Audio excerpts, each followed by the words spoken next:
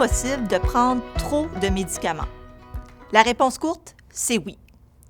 La surutilisation de médicaments est un problème qui préoccupe les patients, les professionnels de la santé et les chercheurs.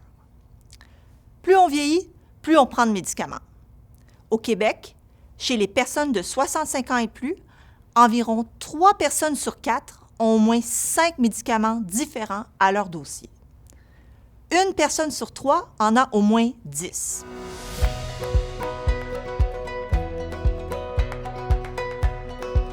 Les médicaments, c'est nécessaire pour traiter les maladies ou améliorer la qualité de vie.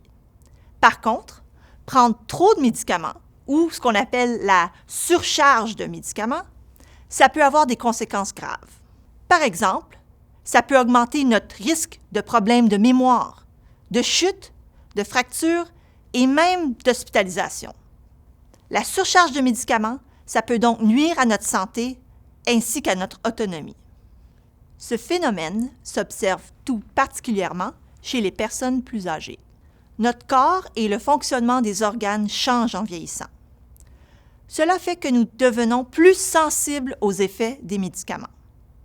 Un médicament qui était bénéfique pour nous avant ne l'est donc peut-être plus maintenant.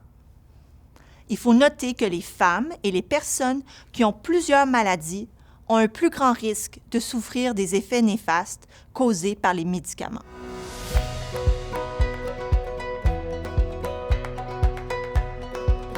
La déprescription est une solution concrète pour prévenir et traiter la surcharge de médicaments. La déprescription, c'est cesser un médicament ou en réduire la dose lorsqu'il n'a plus d'effet bénéfique ou qu'il peut être nuisible. Le but de la déprescription, c'est de maintenir ou d'améliorer la qualité de vie des personnes.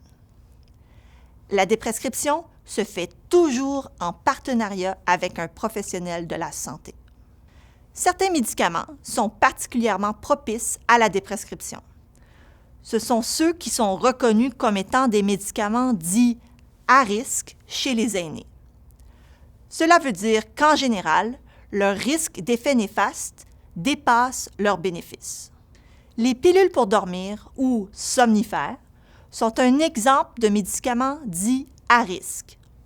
Saviez-vous qu'au Québec, chez les 65 ans et plus, près d'1 personne sur 4 en prend?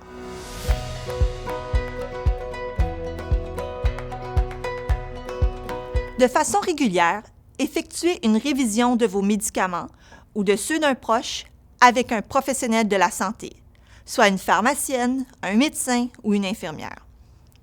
Si vous ressentez certains symptômes, des choses comme avoir la bouche sèche, des étourdissements ou des problèmes de mémoire, c'est l'occasion en or de demander « Est-ce que cela pourrait être l'effet d'un de mes médicaments? » N'hésitez pas aussi à demander directement « Est-ce qu'il serait possible d'arrêter certains de mes médicaments ou encore d'en réduire la dose? » En parallèle, des stratégies efficaces, autres que les médicaments, pourraient être mises en place pour aider à traiter des symptômes. Donc, dans tous les cas, si on déprescrit, il est important de planifier un suivi avec un professionnel. Revenons-en aux pilules pour dormir. La déprescription se fait avec un professionnel de façon très graduelle sur une longue période. Il ne faut pas les arrêter d'un coup sec. Puis, on peut mettre en place des approches sans médicaments pour nous aider à mieux dormir. Ces méthodes fonctionnent souvent bien mieux que les pilules. Bref, demandez à un professionnel de la santé si la déprescription pourrait être une option pour vous. Vous pourriez être très surpris.